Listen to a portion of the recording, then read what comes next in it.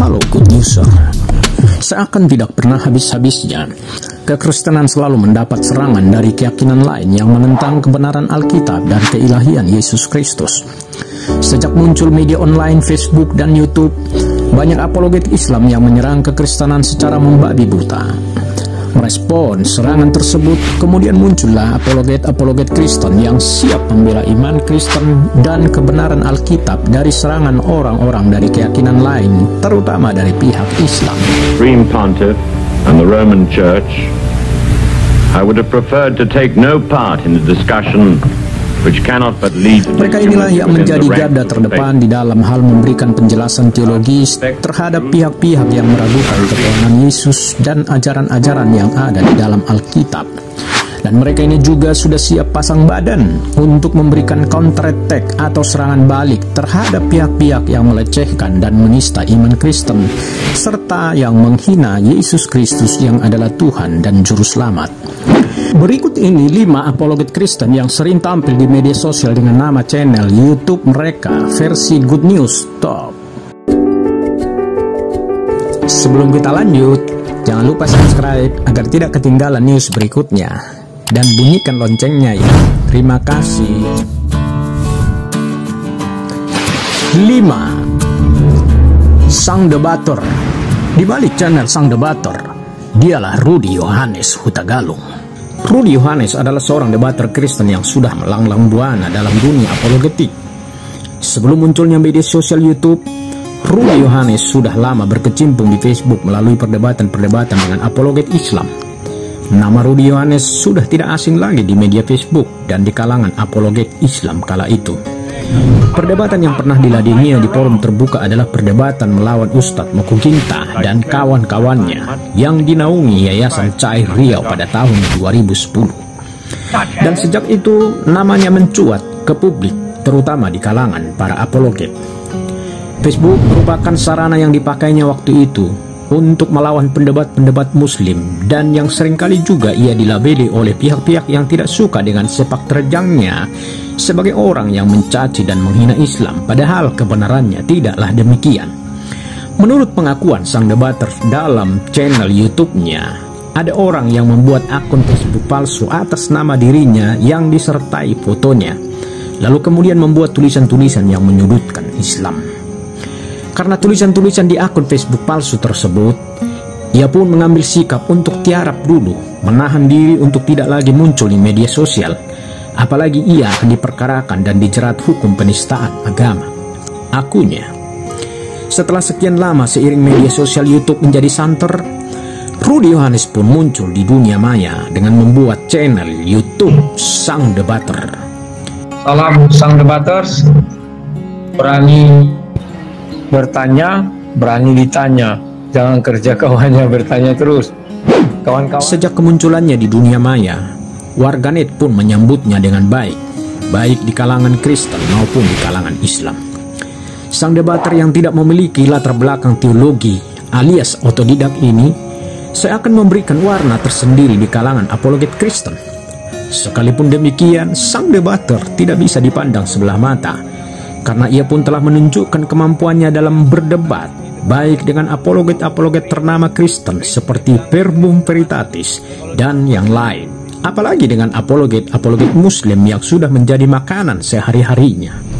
Merupakan satu-satunya apologet Kristen di Indonesia yang sangat terbuka dan sering berdebat secara live dengan apologet-apologet Muslim, dengan tidak perlu mempersoalkan menang kalah dalam perdebatan tersebut, karena toh publiklah yang menilainya.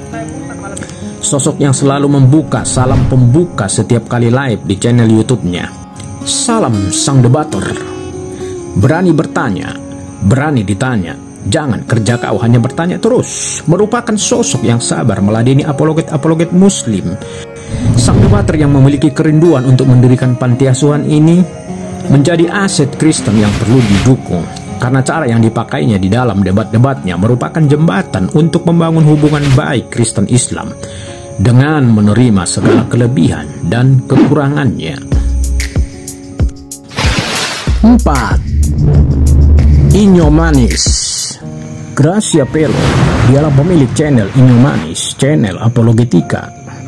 Namanya sudah tidak asing lagi di kalangan apologet-apologet Kristen maupun di kalangan apologet-apologet Muslim. Karena sejak kuliah semester 3, Gracia Pelo sudah melakukan debat-debat terbuka dengan apologet-apologet Muslim yang sudah berpengalaman di kala itu.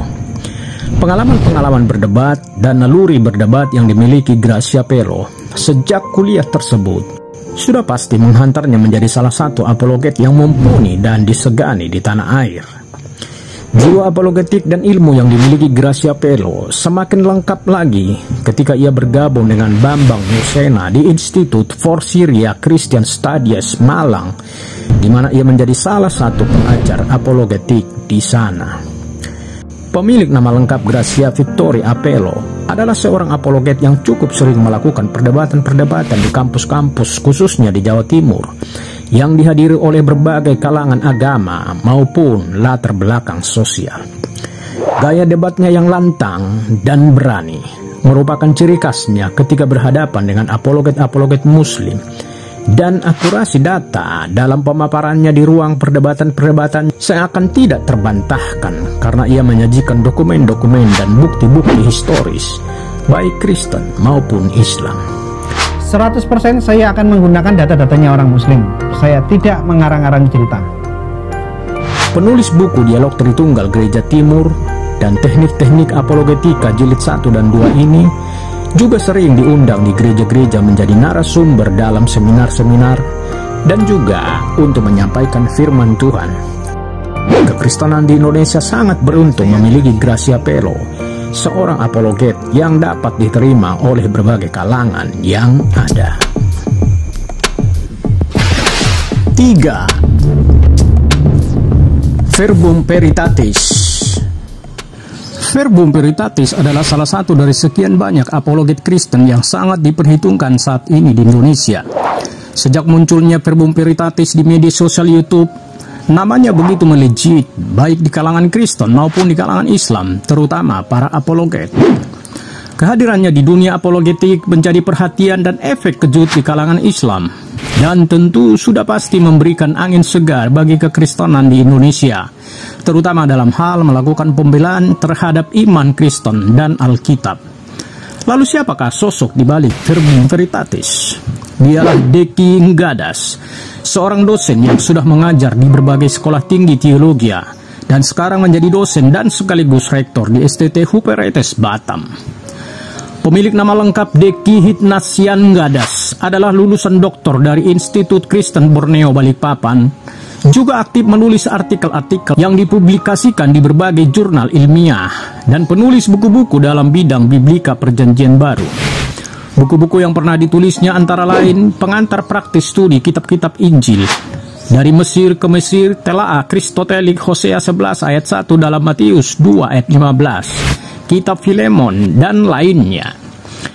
Dalam dunia apologetik, Deki merupakan sosok yang berani dan lantang dan sangat lihai memberikan penjelasan teologis yang juga disertai dukungan data sejarah dan referensi dari para teolog-teolog ternama terhadap serangan para apologet Muslim maupun apologet saksi Yehova. Kita lihat selama ini Muslim melakukan propaganda, menyerang sana menyerang sini, berupaya oh ini ada kontradiksi di sini, Matius bilang begini, Lukas bilang begini, Markus bilang begini, maka Alkitab palsu. Itu adalah non sequitur. Keberanian dan kepercayaan diri Deki Nggadas dalam menghadapi pihak lawan dikarenakan ia sangat menguasai titik kelemahan dari kitab-kitab agama lain terutama Islam, sehingga ia dengan mudah melakukan counter attack atau serangan balik terhadap jantung kepercayaan Islam yang telah secara membabi buta menyerang dan menista kekristenan. 2. Joseph Paul Chang. Joseph Paul Chang adalah seorang apologet Kristen yang fenomenal dan kontroversial. Fenomenal karena sejak kemunculannya di dunia maya, terutama YouTube, Paul Chang seakan menggoncang publik Islam karena pernyataan-pernyataannya yang bombastis, keras, dan tajam. Dan dikatakan kontroversial dikarenakan ia bicara belak-belakan tanpa tedeng aling-aling di channel YouTube-nya yang telah disaksikan oleh kalangan Kristen maupun Muslim. Terutama di kalangan Kristen, banyak yang tidak setuju dengan sikap dan cara Paul Chang di dalam berapologet yang demikian. Namun tidak sedikit juga yang senang dan mendukung apa yang dilakukannya. Sikap tidak setuju sebagian kalangan Kristen terhadap pendekatan yang dilakukan oleh Paul Chang dalam menghadapi apologet-apologet dan masyarakat Muslim di Indonesia seakan tidak dihiraukannya. Sebab dengan demikianlah cara terakhir untuk menyadarkan orang-orang Muslim yang selalu mencemooh dan melecehkan iman Kristen dan yang menghina ketuhanan Yesus. Ajarin Anda, orang-orang Islam, ya, kiai-kiai semua, belajar lagi sama saya ya, supaya kamu pinter. Karena saya sudah riset, saya sudah pergi ke Berlin, saya sudah pergi ke Museum Berlin. Ada satu keinginan mereka untuk selalu menuliskan sejarah baru dan mengganti yang lama.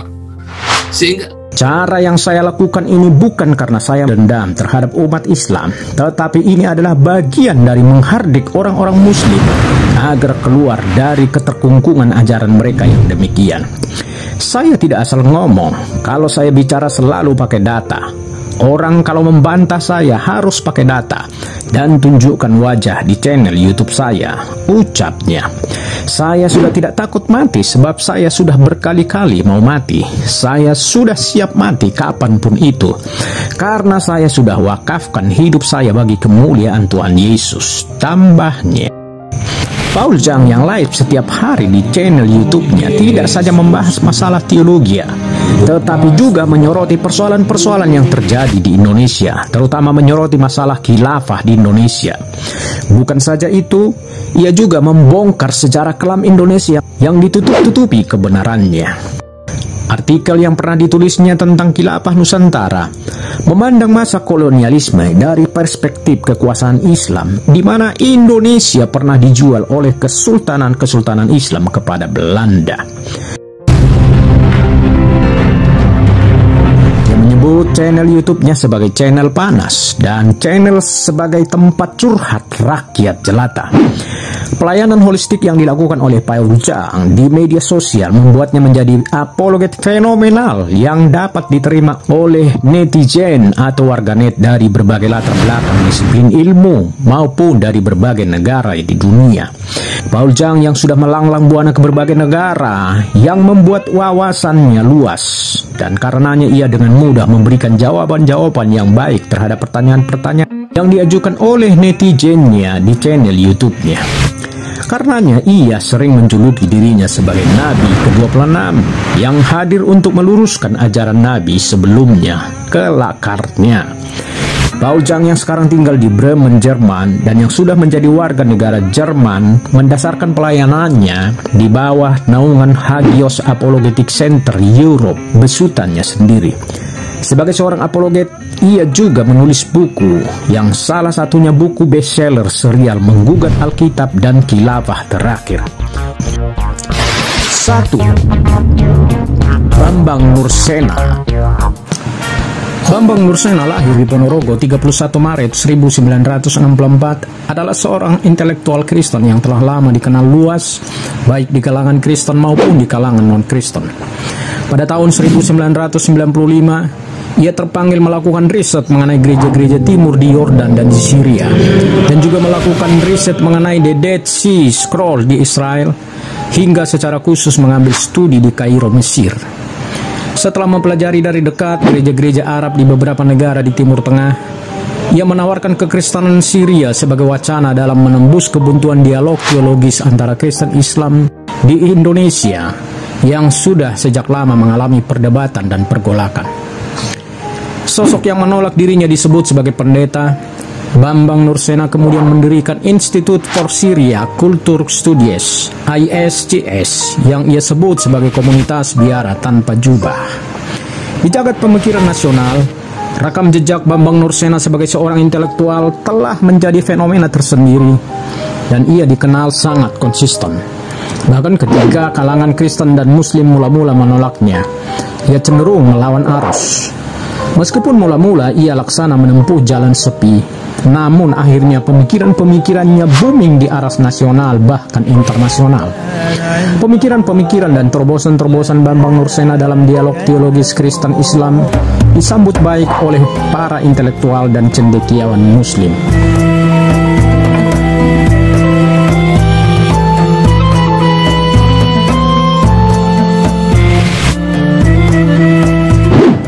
Pendekatan Bambang Nursena dengan pihak Muslim dalam hal apologetik adalah pendekatan dialog. Meskipun demikian, ia tetap konsisten dengan kebenaran yang ia percayai tentang Alkitab dan keilahian Yesus. Memang tidak seperti apologet Kristen yang lain, yang terkesan menyerang dengan keras dan lantang. Bambang Nursena tetap pada pendekatan softnya, namun tetap melakukan counter attack dengan data sejarah yang akurat dan lengkap, sehingga menyulitkan para apologet Muslim. Lulusan Doktor Hukum Pidana dari Universitas Brawijaya Malang, Bambang Nursena adalah apologet Kristen yang mumpuni dan disegani karena pengalaman dan sepak terjangnya dalam dialog-dialog teologi maupun dialog-dialog kebangsaan. Dari zaman pasca Muhammad. Jadi Islam itu muncul tatkala perseteruan peperangan sengit antara dua imperium besar, yaitu Imperium Sasanid Persia dan Imperium Bizantium yang sejak ia juga telah menulis belasan bahkan puluhan judul buku, yang salah satunya Tahlil Gibran, Yesus yang disalib. Kekristenan di Indonesia tentu sangat bangga memiliki seorang Bambang Nursena yang keberadaannya dapat diterima oleh lintas agama maupun lintas denominasi gereja. Salam.